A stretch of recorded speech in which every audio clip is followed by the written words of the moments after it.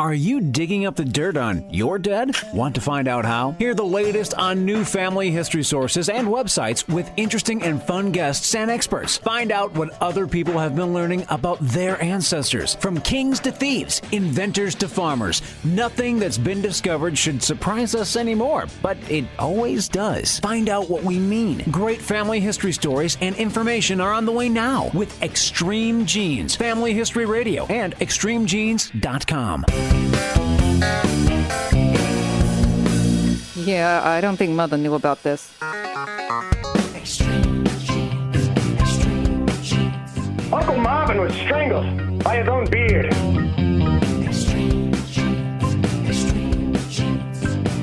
Yep, never saw it coming.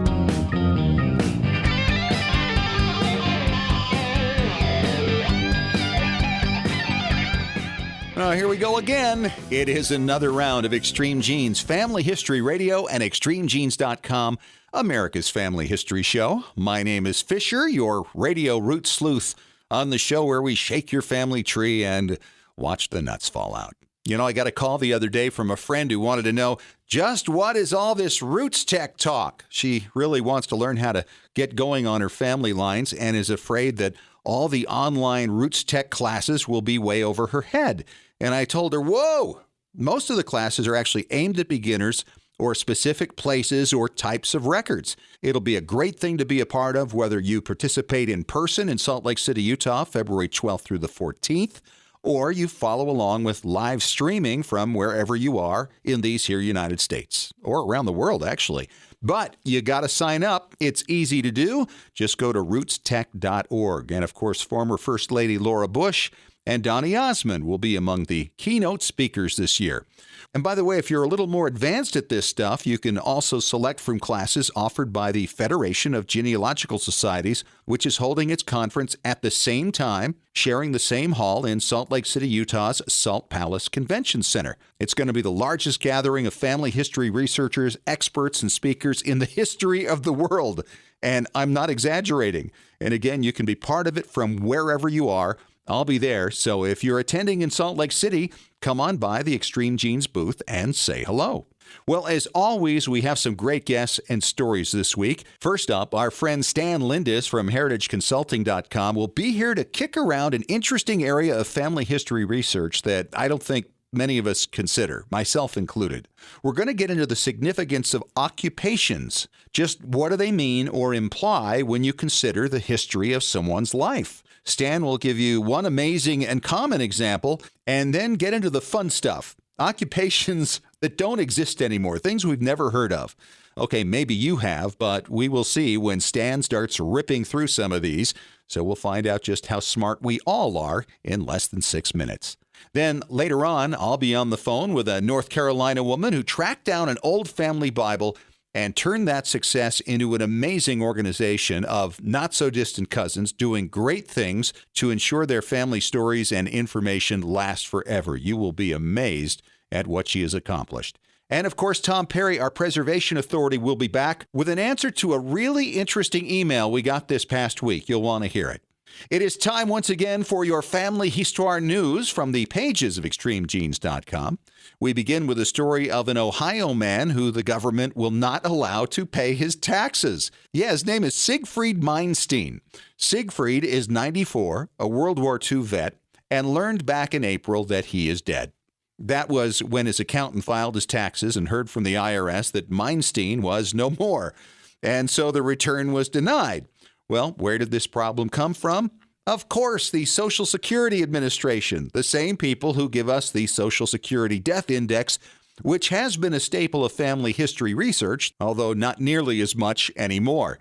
The Meinstein family has done all they could to convince the IRS that Siegfried is still above ground, but so far, the IRS isn't buying it. The article on the situation in the Columbus Dispatch says that the Social Security Administration typically knocks off somewhere around 1,000 breathing people each and every month. They say typically the records on these folks are quickly corrected, such is now the case with Siegfried, leaving the problem back in the hands of the IRS, who still insist he's dead. Oh, and by the way, the family just got a letter from the IRS questioning why Mr. Meinstein has a credit balance in his prepaid taxes from last year and why they haven't been able to locate his tax return. Can you imagine what will happen when Siegfried really does pass? I mean, there are no words. Our friends at myheritage.com have come out with a fascinating list of 9 names on the brink of extinction. They note that any surname carried by fewer than 200 people is endangered, while some are completely gone. Surnames now used by fewer than 20 people include, among others, Villain, Bird Whistle, Berrycloth, and Relish. And last names believed extinct since 2011 are Bread, Mackay, Spinster, By the Sea or By the Seashore, and Pussit, Pusscat, and Pussmaid. Are any of these names familiar from your lines? And that's your Family Histoire news for this week. Find the links to these stories and many more at extremegenes.com. And coming up in 3 minutes, Stan Lindis returns to talk about why we shouldn't overlook the significance of our ancestors' occupations, what they meant to them, and maybe how they impacted your life on Extreme Genes and extremegenes.com, America's Family History Show.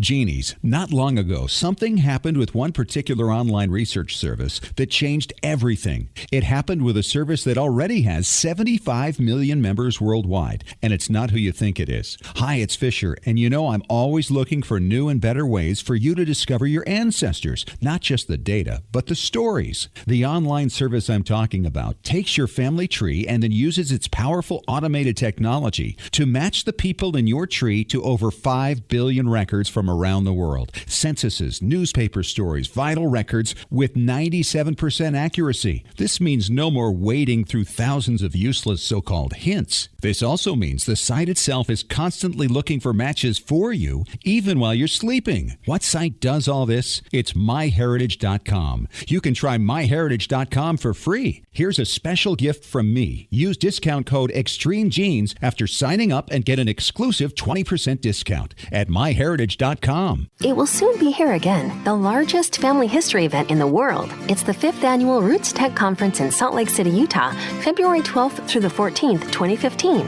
Hosted by Family Search, Roots Tech is the perfect place to discover and share family connections, past, present, and future. Keynote speakers like family man and entertainer Donny Osmond and the founder of the upcoming Global Family Reunion, AJ Jacobs, will inspire and entertain you. Explore the massive expo hall with hundreds of technology and family history exhibitors. Visit the world-renowned Salt Lake Family History Library right across the street and choose from more than 200 educational classes taught by family history professionals. Early bird pricing is just $159 for a 3-day pass. But hurry, it's only available for a limited time. Find out more now and get registered at rootstech.org. That's rootstech.org. It's Roots Tech 2015, February 12th through 14th at the Salt Palace Convention Center in Salt Lake City, Utah. While we all love diving into the deep end of our gene pool, don't forget about capturing the histories of those who are still with us. Go to Storyworth.com to start your family's story today. Each week, Storyworth.com will email a question to people whose stories you wish to preserve. Questions like, tell us about the day you got engaged, or what do you remember about your grandmother? All they have to do is reply with a story, either by email or by telephone. That story is then forwarded to the family and securely stored in a private online storybook. It doesn't get any simpler. You can enroll up to 6 storytellers for, get this, just $49 a year. You'll get a free 1-month trial, and for a limited time, Extreme Genes listeners get an additional 10% discount at Storyworth.com/ExtremeGenes. That's Storyworth.com/ExtremeGenes. Is your family story worth 13 cents a day? Sign up now at Storyworth.com/ExtremeGenes. Simple, secure, effective. Your story is worth telling.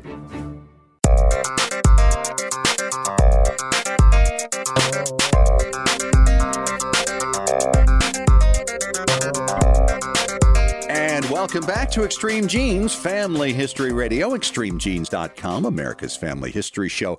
It is Fisher here, the radio root sleuth, with my good friend Stan Lindis from heritageconsulting.com. Welcome back, Stan. Hey, Fish, it's great to be back. Well, Stan has come up today with a great idea to talk about, and something I hadn't really considered before. And that's the impact of learning about various occupations of the ancestors and what that meant to how they lived their lives. Yes, the fact is that we today talk about whether we work to live or live to work. Right. They had no choice. It was work or die. Yeah, pretty much. And in some cases, the working was the dying. And we have a rather romanticized perception of what that was, mainly because of our ignorance. Right. And most people had pretty common jobs. I mean, obviously, some families were the merchants or were from the higher end of society, but most people, not so much. They were farmers, they were coal miners, they were all kinds of things. Speaking of coal miners. Yes. I've got a family that we've been preparing to take to see their ancestral home sites in Scotland. Oh, very nice. And the ancestor came from Scotland rather late. He arrived in 1905 and went to south central Illinois.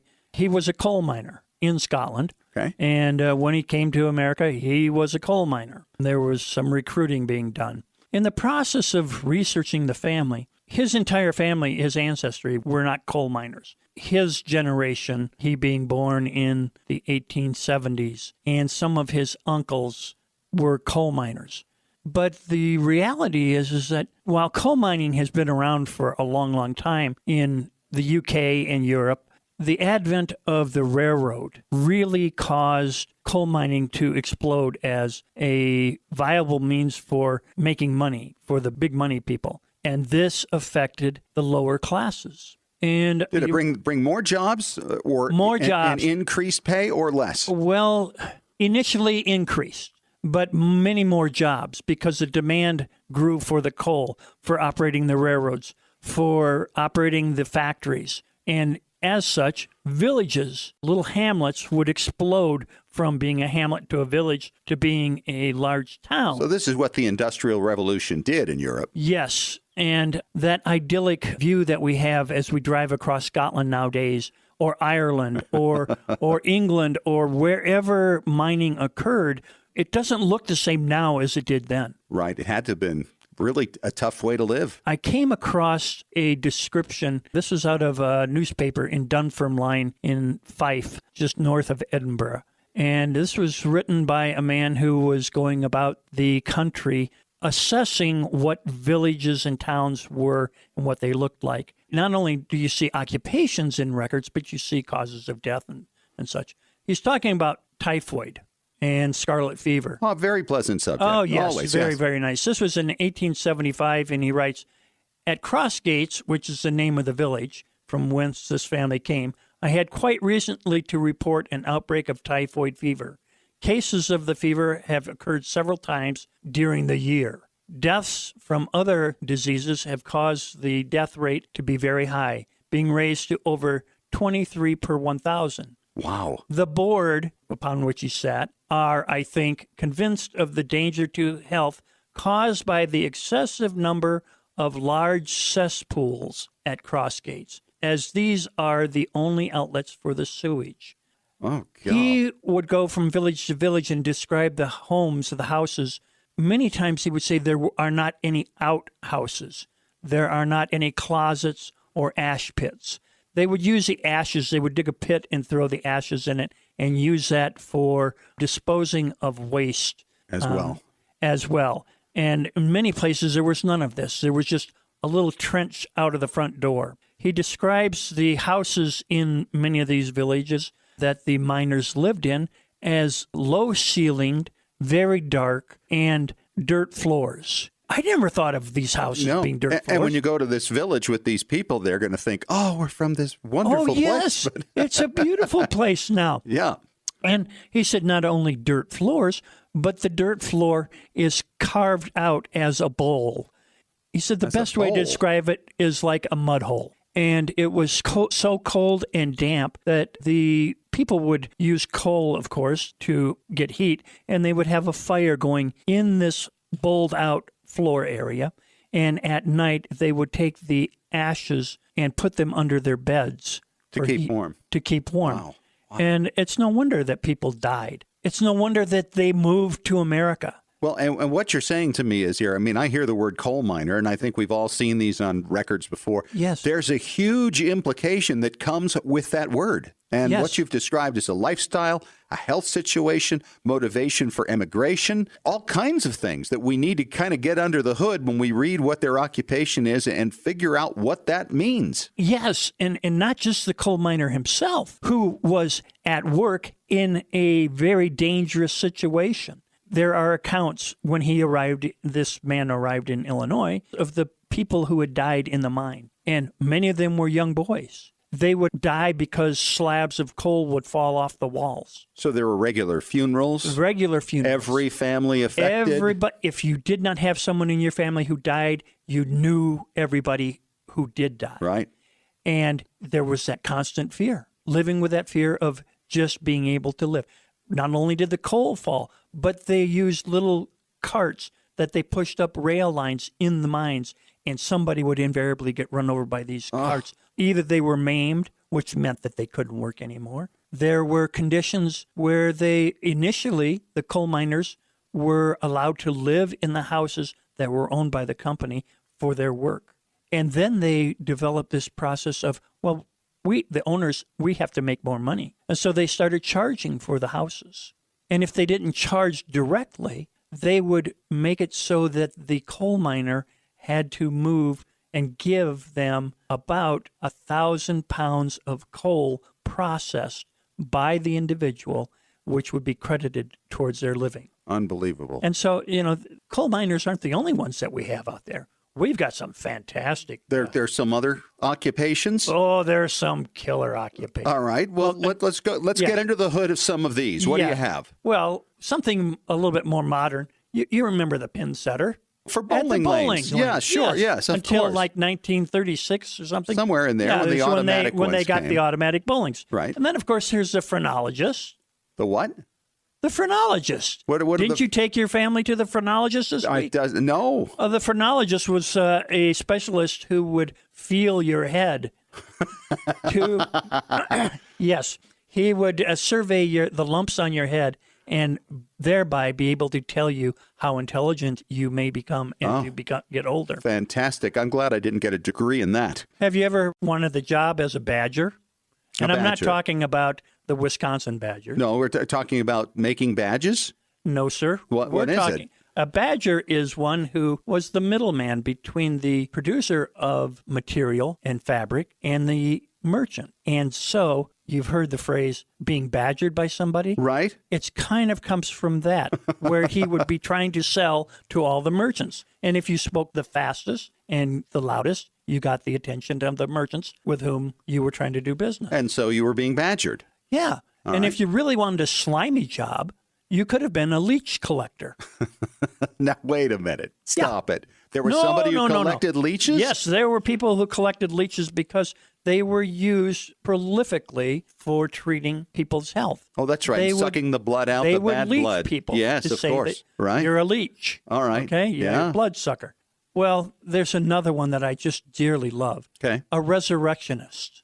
Okay. I've only known of one myself, but... Yes. However, these resurrectionists would go to cemeteries and dig up bodies. Oh, dear. To sell them to medical institutions. No. Yes.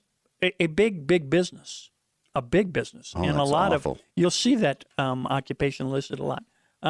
Powder Wait a minute. Why would you see it? Is that legal? Was that a legal occupation? It was legal. It was legal. No. It wasn't exactly something that was liked by the community. I mean, oh wait, Grandpa just went down the street. Well, how can they do that? Pick and shovel.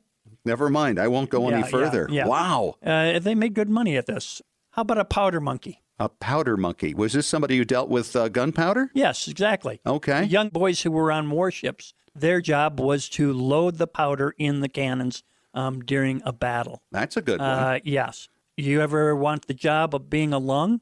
A lung. L-U-N-G. No idea what that is. I didn't think you would. And I have an ancestor on my wife's side who was named Lunger.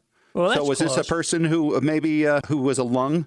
I don't think so. Okay. Alchemists needed somebody to keep their workshop fires going. Those professional stokers had a respiratory name, lungs. That makes sense. Yeah, that was the job. There's actually a reason for the name. Okay. Yeah. You, Fish, Yes. could be considered a lector. A lector. A lector. I like that. What do I do? Lector. What is that? Well, actually, we were talking about industrial development. Right. In order to improve conditions in factories, they had a little entertainment. So a lector read news and literature aloud to them. Oh, well, there you go. I'd have been a fine lector. They built a stand that sat up above everybody, and he would yell as he read. How about a hemp dresser? A hemp dresser. Okay. What is that? Well, he's one who worked in the linen industry, and people that separated the coarse parts of the hemp. Okay. And so as they made the linen. I've got a really good one for you. Fish. Okay. Everybody needed a knocker-up. Stop it. What is a knocker-up? You have an alarm clock? Yeah? Well, a knocker-up preceded the alarm clock. People got up for work before alarm clocks. They hired a knocker-up to tap or shoot peas at the windows at an appropriate time. Shut up. This was a career? Yeah. That's crazy. People had long tubes in which they would put the peas and shoot them up to the windows. To make sure they were up on time. What if the knocker-up didn't get on time? That's what I was wondering. Who woke up the knocker-up? Right. There's a website that I think people really need to become familiar with, and it lists occupations and tells you what they are. The website is R as in run, M as in Michael, HH as in help. runmichaelhelphelp.co.uk. And there are things like an abactor, ABACTOR. Wow. I saw that once and I had no idea what it was. My wife's family did this. What is it? Cattle thief. Fantastic. We Yes. had one in ours, too. Yeah, did you? Well, my Well, wife's good. side. My wife's side. Oh, of course. Both of us. It's on our wife's side. Yeah, it's on the wife's side. Go figure it out. Yeah. I mean, there are so many of these in here, arranged alphabetically, and it can really enhance your understanding of who your family was and how they lived. If you do just a little bit of digging, especially if you're a resurrectionist. Well, and it sounds like it would be a great game to play with the family as well, just what we were just Oh, yeah, doing. we could do trivia, couldn't we?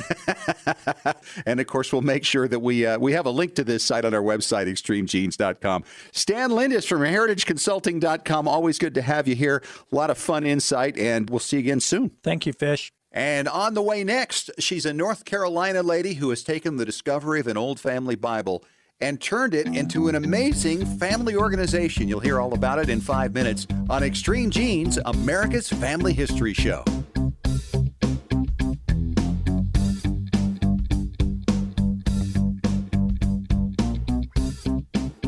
Scientific studies have proven that youth who know even a little bit about their family history perform better academically and have a greater sense of personal confidence and stability. Genealogy is its own incredible superpower that arms our children with super strength. But how do you get your child or grandchild interested in studying their family history? That kind of stuff is just for grandmas, right? Not anymore. ZapTheGrandmaGap.com leaps the generation gap in a single bound. Author Janet Hovorka provides you with useful and timely advice on helping the young people in your life become engaged in their own family history. Janet has an entire collection of books to inspire the young and the young at heart in fun, interactive ways. She also offers creative tips and advice on her blog and in her free weekly newsletter.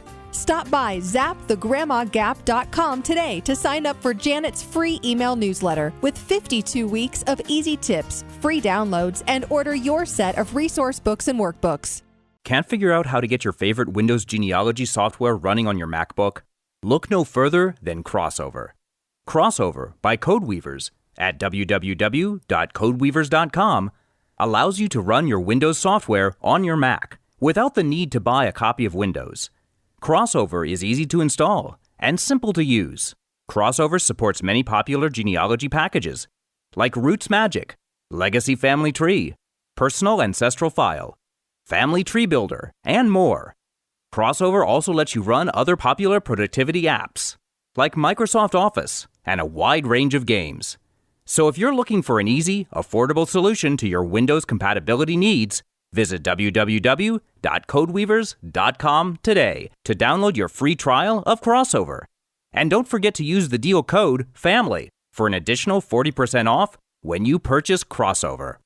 Hello, Extreme Genes listeners. I'm Larry Gelwicks, the getaway guru and host of the Travel Show radio broadcast with the hottest travel deals on the planet. And now you can travel more and pay less by joining me on our Travel Show podcast. Cruises, tours, resort hotels, airline tickets, stay close to home, or travel the world. I'll show you how to travel more and pay less. Go online to ColumbusVacations.com. That's ColumbusVacations.com. Click on radio and then click on podcast. It's really that simple. ColumbusVacations.com, radio and podcast for the hottest travel deals on the planet.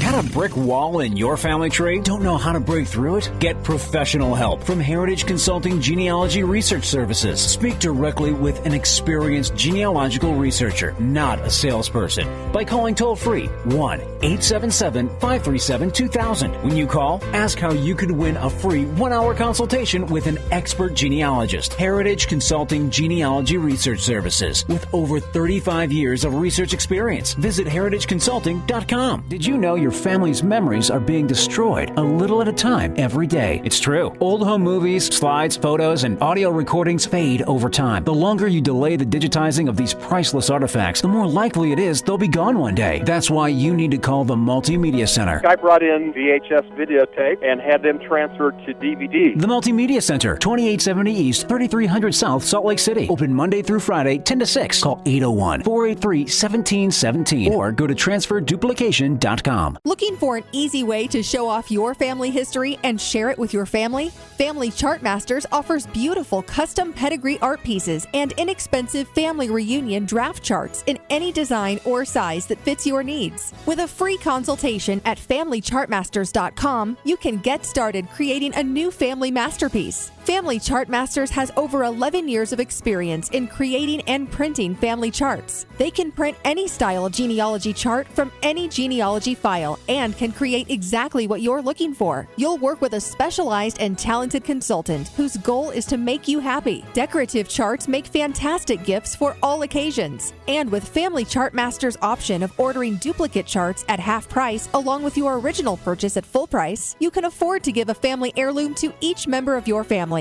Contact Family Chartmasters today at FamilyChartmasters.com for your free consultation. Family Chartmasters will give the greatest care to your family history.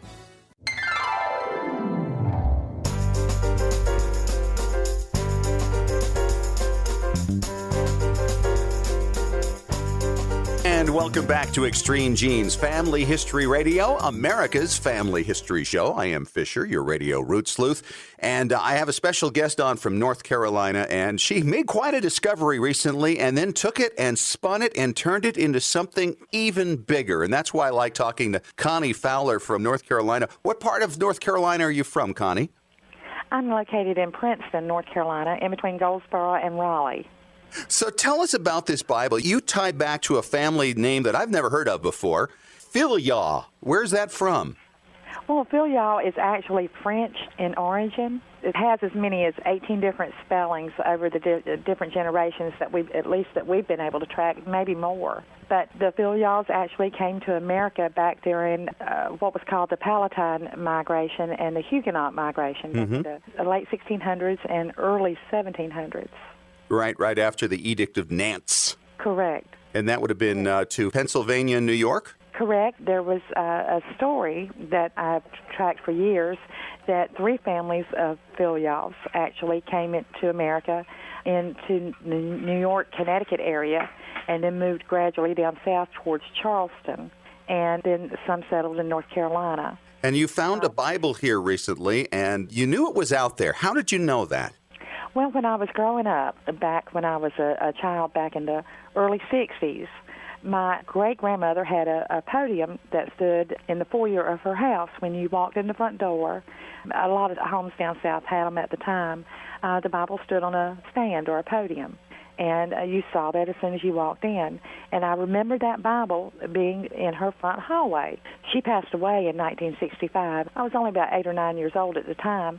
But 2 things stood in my mind at the time. One, the Bible there in her front hallway, and then the huge number of people who came for the funeral. She had 15 children who survived. Wow. And her husband actually had 3 children by his first wife who had died before he married her. Between the grandchildren and great-grandchildren, it was just one of the largest funerals I think I've ever been to. Yes, and probably ever will be too. Absolutely, but that was the last time that the family actually gathered en masse. But when I started researching my family history, I guess it's my mother was getting older, and we shared stories, and you know how you really want to see your family again. And finding these people was really important to me. And that's really true, isn't it? Once they're gone, I think we appreciate them even more. Oh, absolutely. Back in the late 90s, I was talking to someone I met who was also a filial, and I said, my great-grandma had a family Bible, and we have not been able to locate that Bible. No matter who I talked to, they didn't seem to know who had it. I think there were 12 or 13 living children at the time she died, and then mega cousins and great-grandchildren. Yes, could have been anywhere. Right. And so when you're asking around, and each one didn't know which one had it. And then I finally had an aunt in a nursing home who said, well, your Uncle Thomas got that Bible. Well, Uncle Thomas had passed on, but his wife had not. But I didn't know her, and so I told the cousin, Daryl, I said, you live at Kinston. I said, do you know Aunt Annie Laura? And he said, oh, for sure. He said, I pass by her house, and she's always sitting out in the yard. And she was in her 80s at the time. And he said, well, I'll see if I can get in touch with her. But, it didn't happen. And oh, boy. So I had gotten in touch with more and more cousins, and they were wanting to know their family history as well. And so as some of the older cousins got introduced to the Internet, they began to get on Facebook. I thought, well, I'll create a page just for us. And so we had our own website called All Things Filial, and we were discussing different things, and the topic of the Bible came up. And I said, well, Aunt Annie Laura has that Bible, and her health is getting poor. My cousin Frankie was able to get the Bible, and we were able to see it, and it was wonderful because you saw the handwriting. And my great-grandpa could hardly read, but he would take that Bible and sit down and take his finger and go gradually over the verses, trying to read and understand the verses. And, that must have been hard for him, and it gives you such an emotional feeling to see that Bible. It's a real connection. It's a time capsule. It was. Each of the children had been recorded in the Bible, and I guess Aunt Annie Laura had actually kept up with the date of death as well. And then there were markings in where children had actually marked in the Bible. It gave you such a feeling of homecoming. That's what I told someone else. It's a homecoming feeling to see the Bible and know that it was theirs. It sure beats carving your initials in a tree, doesn't it? It absolutely does. We had something that was theirs. That's right. And so then it became a question of what do we do with the Bible? Obviously, everybody wanted it, but nobody felt that they should have it and somebody else should not. So the suggestion was made to put it in the museum at Richlands, which is in Onslow County close by, or Extremely High. And so it has been placed on exhibition in Richlands, and it will go into archival storage where it will be preserved for future generations. And so all my nieces, nephews, all the descendants will be able to see it. Well, that's exciting. Have you digitized it, the key pages, so that you could put that part on the Internet? Yes, my cousin Frankie did that for us, and so those pages are there on Facebook, on our All Things Filial site for people to see. So everybody can go through, and the cousins can say, there's my dad, there's my mom, and they can see their grandparents. And what's been interesting is we decided to put it in the newspaper, and I've had quite a few people contact me since then who said, I'm related to you. And I saw the article in the paper, and I'm a filial too. That's been wonderful. So as we were talking on Facebook about the Bible and all, we talked about having a reunion. But my filial family loves to talk, but sometimes they're really slow All to act. talk, no action. But Bertie Mae was approaching her 95th birthday. She told her grandchildren that she really wanted to see her cousins and her family for her birthday. That was her biggest wish. And that was last year? Yes, and her granddaughter came on Facebook to our filial page and said, hey, she said, my great-grandma would like to see everybody for her birthday. Do you think we could get everybody together for her birthday? And so all the cousins said, hey, this is great. We want to do this. So we had people come from Virginia to Georgia to come to Bertie Mae's birthday party. She thought she was coming to just a small group of her grandchildren and her family members. And yes. She got there at the VFW building and saw her cousins. She was so excited. How many people showed up? Well, there was somewhere between 75 and 100. I couldn't really tell at the time because we were all talking so much.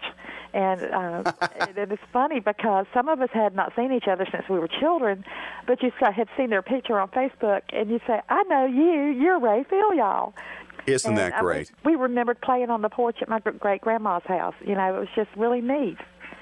From there, our family cemetery is still intact. It's called Royal Oak. That was the name of the land where the old home place was, Royal Oak. And several of the cousins still went out 2 or 3 times a year.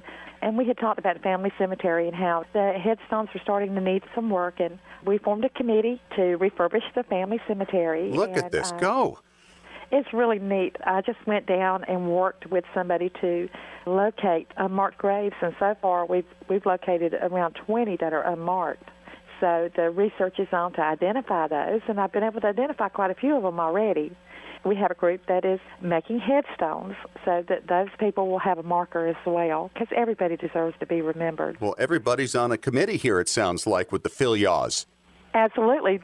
We also have a committee that is putting together a reunion the first week in May, and a committee to get an official sign for our cemetery and to coordinate the cleaning of the headstones. And it all started with a Facebook page and a Bible. Absolutely. Is that not amazing? No, it is. If I could tell anybody anything, is find your family members, don't give up, and keep those ties close. Record the information. Make sure everybody knows where it's at. And write down your family history and preserve it for your future generations. Out of 20 grandkids who may not have an interest, there's going to be one who wants to know. And you'll want that information there for them. That's right. That's great advice. Connie Fowler from North Carolina, thanks so much for coming on, and congratulations on all you've done. And I want to take care of you with a free subscription to MyHeritage.com. MyHeritage.com has the finest technology. It's kind of like having a professional researcher working your line 24/7 for just $15 a month. Oh, my goodness. Oh, thank you so much. You are so welcome. And coming up next, Tom Perry, our preservation authority, answers another listener question on Extreme Genes, America's Family History Show.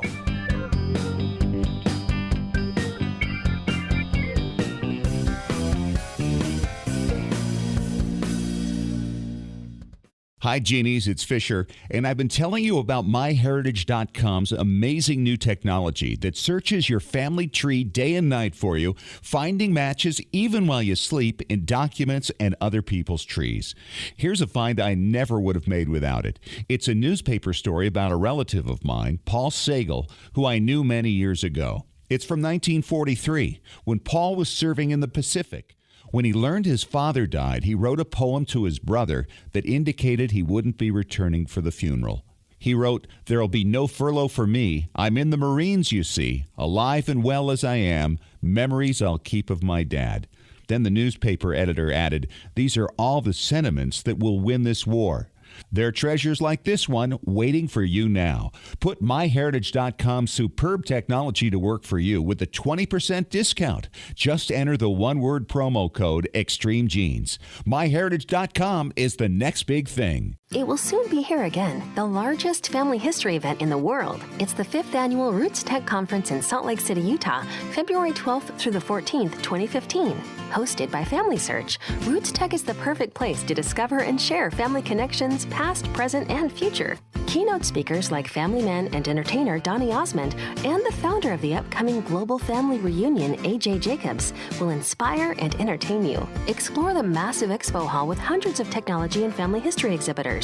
Visit the world-renowned Salt Lake Family History Library right across the street and choose from more than 200 educational classes taught by family history professionals. Early bird pricing is just $159 for a 3-day pass. But hurry, it's only available for a limited time.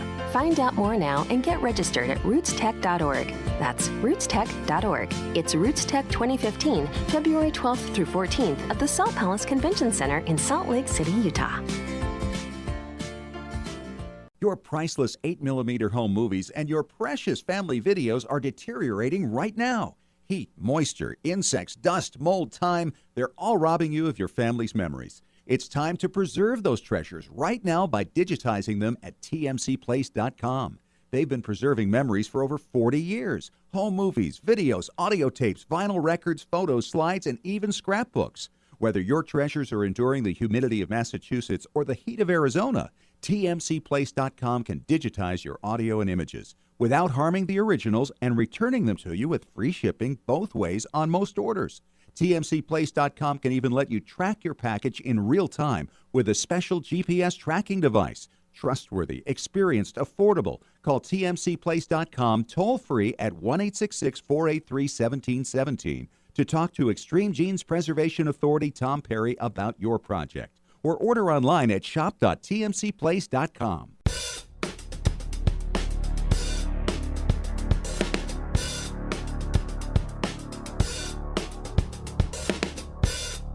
And we are back. Extreme Genes, Family History Radio, America's Family History Show. I am Fisher with Tom Perry from tmcplace.com. He is our preservation authority. How are you, Tom? Super duper. Glad to be in the studio today. And we've got an interesting email that we got from Aubrey in Bloomington, Minnesota. And Aubrey writes, my dad recorded a disc of himself in a little booth in the 1950s. Remember those, Tom? Oh, absolutely. I remember when my brother went off to war, we did one in a little train station. Wow. And he said, I'd love to have it digitized. This may be a silly question, but is there any copyright issue with this? Oh, absolutely not. It's totally your property. You can do whatever you want with it. The only caveat, so to speak, would be if he was singing a song, a popular song at the time that's not out of copyright, you can't sell it without paying royalties. Like, for instance, let's say he was singing a Beatles song and say the lyrics and the music were written by Paul McCartney and John Lennon. Even though John Lennon's been gone for quite some time, Paul McCartney's still here, so the copyright still stands. That's for the song, but not the recording, right? Exactly. So it's not the Beatles recording of it, but... Right, exactly. So the recording he has is totally fine. You know, you can turn it into a CD, no problem. However, if you decide, wow, this sounds really good, I want to sell it in the store, then you can still do that. However, you have to pay royalties to John Lennon's estate and Paul McCartney. Wow. So it can be done. So you can make copies of it, you can sell it, but you have to pay royalties because the song itself is still under copyright. The recording isn't. Wait a minute. Let's go through this a little bit. Okay, first of all, if you went into the little booth in the 50s, he's probably just talking and telling a story, and that's fine, and that's great. And you don't have any copyright once you make a digital recording if somebody brought it to you, right? Absolutely not. That is a really good question because we get calls at least once or twice a week that says, hey, I've got this video of something, or I've got a recording of a funeral, or recording of my dad. If I bring it in and have you transfer it to a CD, do you then own the copyrights to it so I can't make copies? Absolutely not. And that's standard within the business, right? Well, absolutely not. Really? Yeah, there's places can do whatever they want. Like a lot of photographers and videographers, when they shoot your wedding, they make you sign a thing which nobody ever reads that says they have the exclusive rights to duplicate and copy it, which means if you live by the letter of the law and you have this DVD you get back from them, you cannot make copies and give to friends and family. You have to legally go back to that company and have them do it. However, I don't believe in that stuff. I used to be a professional photographer, and to me, that's crap. It's your stuff. You paid for it, and we own no rights to it whatsoever. You bring something in to transfer that's your property, it remains your property. We have no rights to it. We've talked about some other companies that you do stuff on the web. You upload stuff to their site, and you're giving them non-exclusive rights to use your stuff to promote their own business. Boy, it gets really complicated, doesn't it? Oh, it does. So ask those questions. That's a wonderful question to ask. Bring stuff to us. It's yours. It's only yours. We can't even use it in our store to show people samples without your permission. Right, but not every place is like yours. Exactly. And that's what you got to be aware of. Exactly. Don't assume that everybody out there's wonderful and all they care about is helping you preserve your memories. There's some people that unfortunately are stinkers and are all about the money instead of trying just to help you. All right, we're going to take a break, Tom, and when we come back, we're going to continue talking more about this copyright situation, especially with the songs that are written and the songs that are recorded. There's a difference. Absolutely true. All right, we'll find out more about that coming up in 3 minutes on Extreme Genes, America's Family History Show.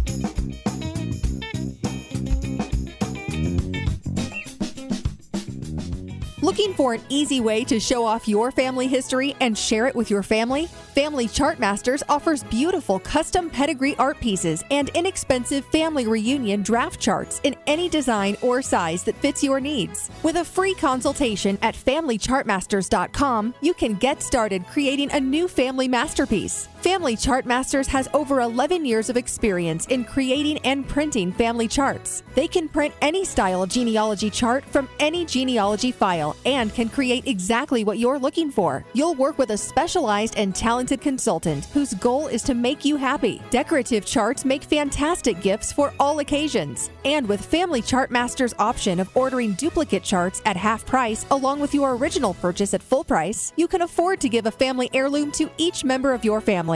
Contact Family Chart Masters today at FamilyChartMasters.com for your free consultation. Family Chart Masters will give the greatest care to your family history.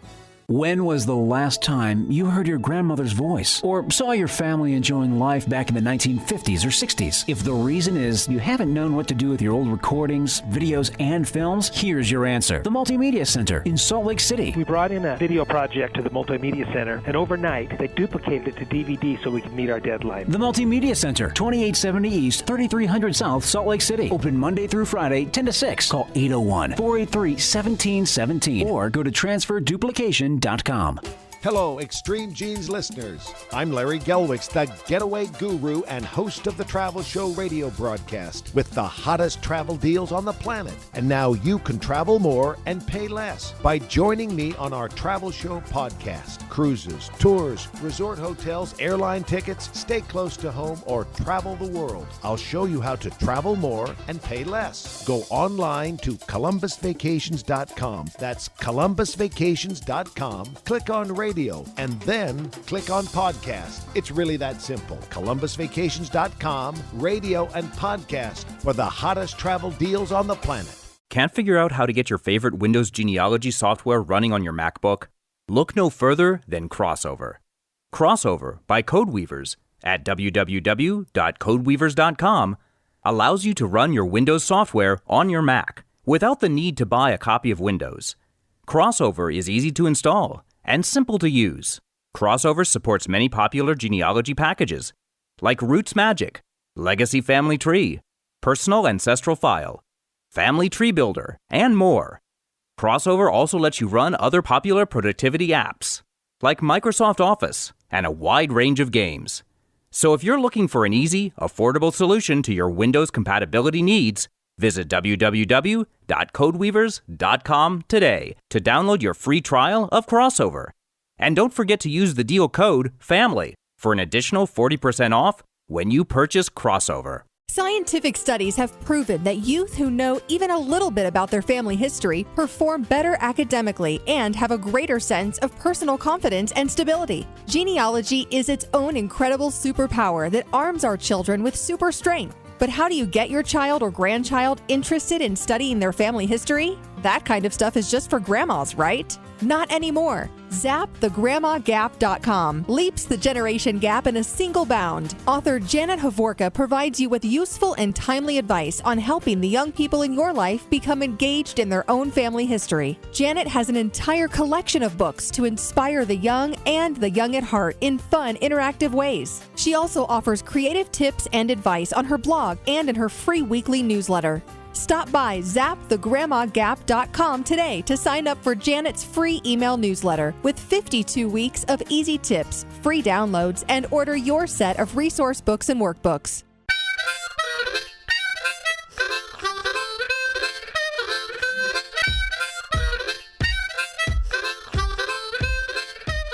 Oh, we are into some very murky waters here. Hi, it is Fisher, and welcome back to Extreme Genes, America's Family History Show. I'm with Tom Perry from tmcplace.com. He is our preservation authority. And last segment, you may have heard we got a question from a listener in Bloomington, Minnesota, about a recording of his father from a little recording booth in the 1950s, and a little concern about if you digitize it, does that cause a copyright problem? And Tom, you said no. And you could preserve, if you wanted to, as a business, the copyright as your own if you wanted to do that, but you don't choose to do that. Some other people do. Correct. Right? So here's the question now. Now we move from personal recordings in a little booth to, say, recordings like the Beatles. Okay, can you use a recording of that, say, for a wedding tape or an anniversary tape that you would put together to celebrate something in your life? Is there a copyright problem with the recording? So basically what you have is you have the recording itself as it stands, which is a Beatles song. Okay. That Beatles song that you have in the old days had 50 years that it was protected. Right. So let's say Love Me Do. Okay, right. Which there is an interesting story behind that. We'll get into that in a minute. So that came out in 1962, which would have meant in 2012, the recording came out of copyright protection and people should be able to use it. Exactly. Okay. But there was a change, right? There's an asterisk. The asterisk now says, as of November of 2013, it's now 70 years. So they've given it more time for the artist or the publisher, the recording labels, to actually hang on to it longer before you can go and use it yourself. But the record companies actually had to release something to put that into effect. So Exactly. Some songs are still at the 50-year copyright point, and others are at 70. So Right. if you want to just take a standard thing, just to be sure and safe, because how would you know which ones are protected and which ones aren't? 70 years, 1945, anything before that is pretty much fair use now, right? Right. Oh, absolutely. And the thing is, if you're going to use something commercial and you're not really sure, your research is kind of murky waters, contact the Harry Fox Agency because they're in charge of licensing all this, whether it's for a wedding video or for a wedding compilation. And they can say, oh, yeah, we can get the copyright for you to do this, or that's out of copyright. Live long and prosper. Right. Okay. Now, we just talked about the recording of the song, but the song itself, the writing of it, the use of it, maybe recorded by somebody else, that's a little bit different. Right, and that can even get crazier, so you'll probably want to take notes. Okay. So let's use that Beatles song as a reference right here. It was written by John Lennon and Paul McCartney. Yep. Okay. Recorded in 62, and they missed the copyright thing, so that is actually out in the open now. It is, exactly. All right. However, the song itself isn't, which is the lyrics and which is the music. Those ones are still under copyright because Paul McCartney is still alive, right. And it got extended from the 50 years to the 70 years, which you spoke about earlier. Right, and this has to do with extended lifetimes and the like. And so if Paul McCartney were to live another 15 years, say, and then you had 70 years beyond that, the copyright for Love Me Do, the song, not the recording, could actually last to the end of the century. And so even though John Lennon, who also wrote it, he's gone and has been gone for quite some time, the longer Paul McCartney lives, the estate of John Lennon gets to kind of coattail along Paul McCartney because he's still alive. Right. So Yoko is cheering on Paul to have a long, long life. Keep him on life support. There you go. Interesting stuff. Thanks for joining us, Tom. Good to be here. That wraps up the show for this week. Once again, thanks to Connie Fowler from North Carolina for her amazing story about how she turned an old family Bible discovery into an amazing family organization.